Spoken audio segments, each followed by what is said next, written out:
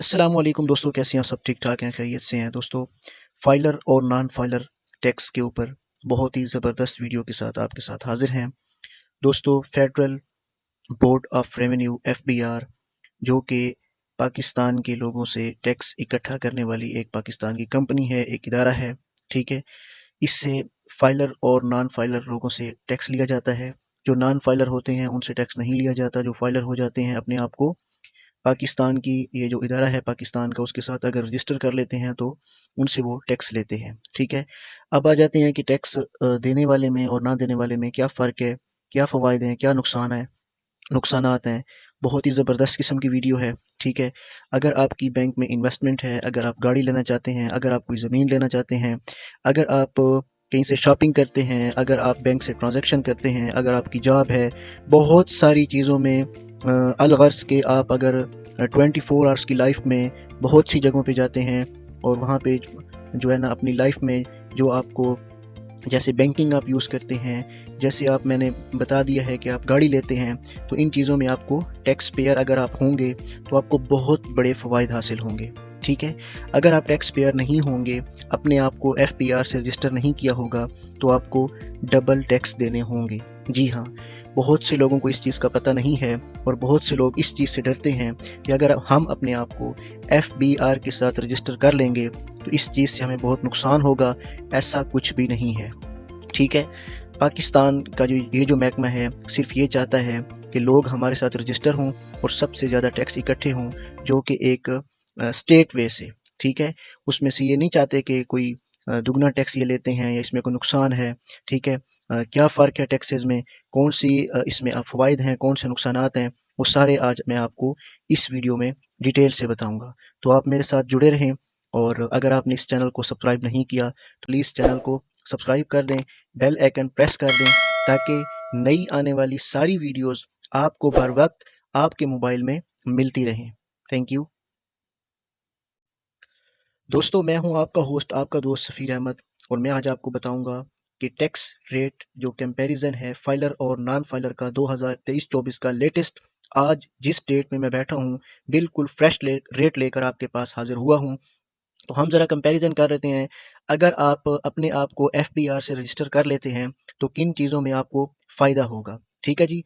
सबसे पहले आप यहाँ पे अगर मैं आपको दिखा दूँ तो कैश जब आप विथड्रॉ करते हैं बैंक से, तो अगर आप फाइलर हैं तो आपकी 0% आपको टैक्स देना पड़ेगा, ठीक है जी।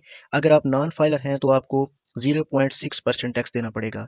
इस तरह अगर आप ये ज़रा मैं आपको दिखा दूँ कि ये ज़रा आप देख लें यहाँ पे, transaction through debit credit card 2% अगर आप फाइलर हैं और 10% अगर आप नॉन फाइलर हैं, ठीक है जी। बहुत बड़ा टैक्स है अगर आप इसको समझ सकें तो। अगर आप किसी भी बैंक में जाके डेबिट कार्ड के ज़रिए ट्रांजैक्शन करते हैं तो 2% टैक्स आपका कट जाता है अगर आप फाइलर हैं, और अगर आप नॉन फाइलर हैं तो 10% टैक्स।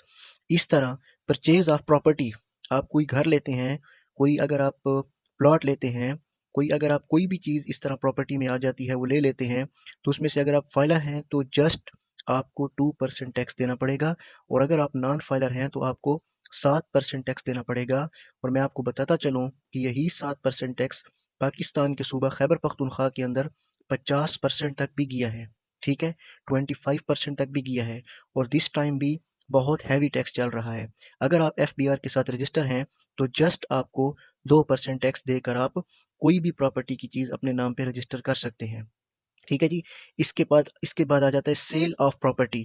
अगर आप अपनी प्रॉपर्टी सेल करती हैं तो जस्ट 2% टैक्स, अगर आप फाइलर हैं और नॉन फाइलर हैं तो 4% टैक्स। इस तरह tax on saving account profit just 15%, अगर आप फाइलर हैं, नॉन फाइलर हैं तो 30%। जैसे कि आपने किसी भी बैंक के अंदर अपने 10 लाख रुपए रखे हुए हैं और उस पे आपको टैक्स कट जाता है, लेट्स सपोज आपको टैक्स कटता है 60,000, ठीक है। सालाना बात कर रहा हूँ, बल्कि हाँ 60,000 अगर आपको टैक्स कटता है, तो अगर आप फाइलर होंगे तो आपको 30,000 टैक्स कटेगा। अगर आप नॉन फाइलर होंगे तो आपको फाइलर होंगे तो 15% टैक्स कटेगा, जस्ट 30,000, ठीक है। और अगर आप नॉन फाइलर होंगे तो आपको 60,000 आपका टैक्स कटेगा। इस तरह आ जाते हैं टैक्स ऑन स्पेसिफिक सर्विस, ठीक है, 3% और 6%, ठीक है। Tax on services 7%, 14%। Rent income 15 to 5 to 15% अगर आप फाइलर हैं, फाइलर नहीं है तो 10 से 15%, इसमें इतना कोई फ़र्क नहीं है, ठीक है। प्राइस बॉन्ड पे 15 से 30% आदात का फ़र्क है, ठीक है। Motor vehicle license 0% tax, filer हैं तो, नॉन फाइलर हैं तो 12%।